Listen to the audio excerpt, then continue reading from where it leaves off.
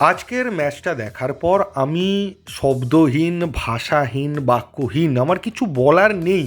মোহনবাগান আজকের ম্যাচে যে শুরুটা করেছিল, আজ পর্যন্ত যতদিন আইএসএল হয়েছে কোনো দিন মোহনবাগান মুম্বাইয়ের এগেনস্টে এই রকম লেভেলে শুরু করেনি, এইরকম ঝড় তুলে, একতরফা ঝড় তুলে শুরুটা করতে পারেনি।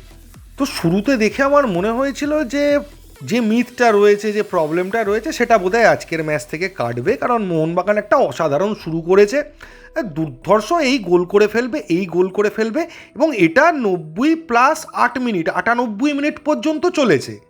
মুম্বাই মারাত্মক ভালো কিছু কাউন্টার অ্যাটাক করেছে, মারাত্মক ভালো ডিফেন্স করেছে, এবং সেটা মুম্বাই করবে এক্সপেক্টেড ছিল। মুম্বাই যে কটা চান্স পেয়েছে তার মধ্যে একটা চান্স পজিটিভ কনভার্ট করে দিয়েছে, বাকিও চান্স এরকম ছিল মুম্বাই আরও গোল করতে পারতো, সেগুলো আমরা বাঁচিয়ে দিয়েছি। কিছু ক্ষেত্রে বিশাল বাঁচিয়েছে, কিছু ক্ষেত্রে ডিফেন্ডার বাঁচিয়েছে, একটা তো মেহতাব একার ক্রেডিটে বাঁচিয়েছে। কিন্তু ঠিক আগের বেঙ্গালুরু ম্যাচের মতোই গোল করতে পারলো না মোহনবাগান।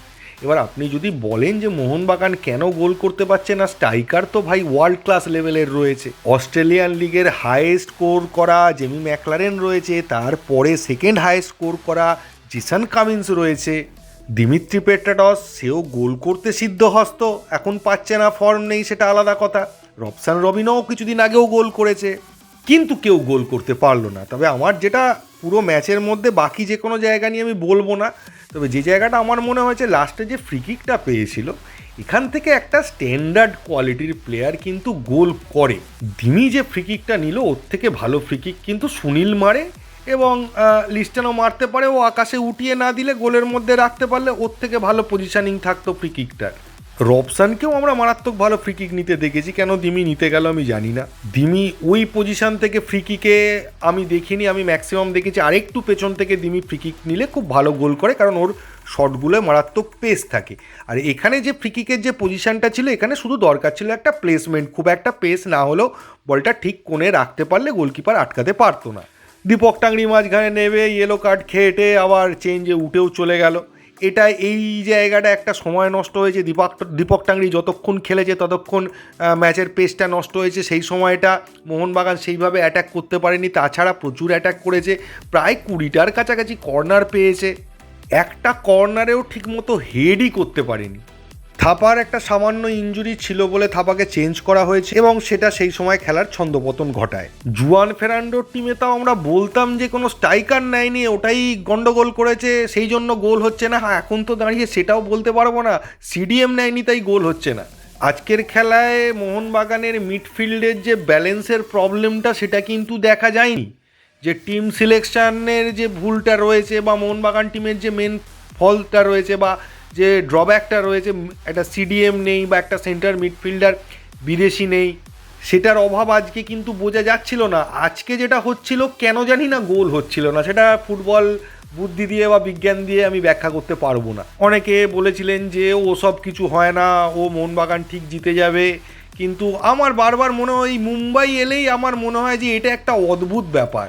তো প্রথমবার হারলো মোহনবাগান এই আইএসএলে, এবং সেকেন্ড পজিশনে চলে গেল লিগ টেবিলের, এবং টপে চলে গেল মুম্বাই সিটি এফসি, বা মুম্বাই এফসি যাই বলুন, মুম্বাই টপে। এই ম্যাচটার রেজাল্টের ফলে যে বিশাল কিছু চেঞ্জেস হয়ে গেল তা কিন্তু নয়। লিগ টেবিলে যে চেঞ্জটা হয়েছে ওটা সাময়িক, ওটা আজ নয় কাল আবার বদলে যাবে। মোহনবাগান আবার ম্যাচ জিতবে, এটা নিয়েও কোনো সন্দেহ নেই।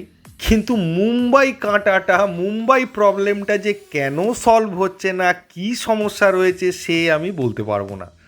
জনি কাউকে যে ফ্যাক্টর হবে, এটা তো আমি অনেক দিন আগে থেকেই বলেছি, এবং যে গোলটা হয়েছে সেটাতে যতটা কৃতিত্ব, যে গোল দিয়েছে নওফল, যে প্লেসমেন্টটা করেছে অসাধারণ প্লেসমেন্ট, এবং যে পাসটা বাড়িয়েছিল ফাঁকায় দাঁড়িয়ে আছে দেখে, সেটা জনি কাউকো।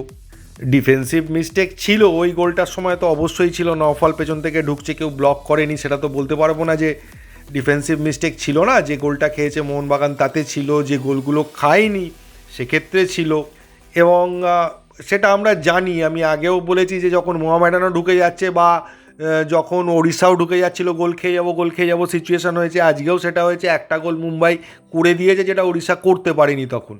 মুম্বাই গোল করেছে এটা আমার কাছে কিন্তু একদমই বিশাল চিন্তার বিষয় নয়, কিন্তু মোহনবাগান কেন গোল করতে পারলো না এটা আমার কাছে সব থেকে বড় প্রশ্ন।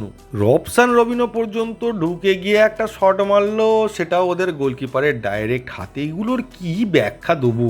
এখন তো মনে হচ্ছে যে এই মুম্বাই ম্যাচগুলোকে ছেড়ে ভাবনা চিন্তা করতে হবে, এরকম একটা ব্যাপার। তবে ম্যাচটা ড্র হলে আমার মনে হচ্ছে যে ঠিকঠাক রেজাল্ট হতো। মুম্বাই যেরকম খেলছিল, যেভাবে আমাদের অ্যাটাকগুলোকে আটকেছে, সেইগুলোকে রেসপেক্ট দিয়েই বলছি যে ড্র হলে আমার মনে হয় ভালো হতো। আর মোহনবাগান এত সুযোগ পেয়েছে, 4-5টা গোল করার মতো তো সুযোগ ছিলই, ছেড়ে দিন, সেগুলো বাদ দিলেও আমার মনে হচ্ছে একটা গোল তো হতেই পারতো। তো আজকের ম্যাচটার হারের কারণ আপনাদের কি মনে হচ্ছে আপনারা জানান। এই ম্যাচটার হারের কারণ আমার অন্তত জানা নেই। কেউ যদি বলেন ওই গোলটা খাওয়ার সময় ভুল হয়েছিল, ভুল তারপরেও হয়েছিল, সেগুলো থেকে তো গোল খাইনি, ওটা থেকেই খেয়ে গেলাম। আর তার থেকেও বড় কথা যে একদম মুখের সামনে দিয়ে প্রচুর সুযোগ, একদম গোল হয়ে যায় করেও হলো না। অবশ্যই ওদের গোলকিপারের কৃতিত্ব। তাহলে বলতে হয় যে মুম্বাই বিশাল ভালো খেলেছে বা মানে জান লড়িয়ে ডিফেন্স করে, যেটাই বলতে পারি, কারণ মুম্বাই তো খেলাটাকে পুরোপুরি ডমিনেট করেনি, যেটা আগে করতো। সেই চেঞ্জটা কিন্তু আমি আজকের খেলায় দেখেছি। হ্যাঁ, একটা পেনাল্টি নিয়ে কিছু ডিসিশান নিয়ে প্রশ্ন থাকবে, এটা ইন্ডিয়ান ফুটবলে থাকে, ওটা নিয়ে আর বলে কোনো লাভ নেই। ওটা হবে, রেফারিরা এরম ডিসিশান দেবে, সেটাকে মেনে নিয়েই আমাদের খেলতে হবে যতক্ষণ না কোনো আলাদা টেকনোলজি ইনভলভ হচ্ছে।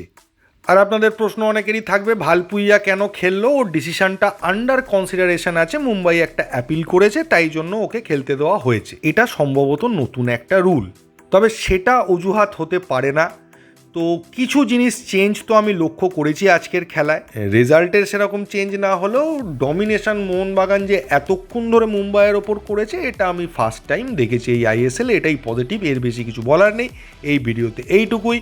থ্যাংক ইউ, ধন্যবাদ এবং জয় মোহনবাগান।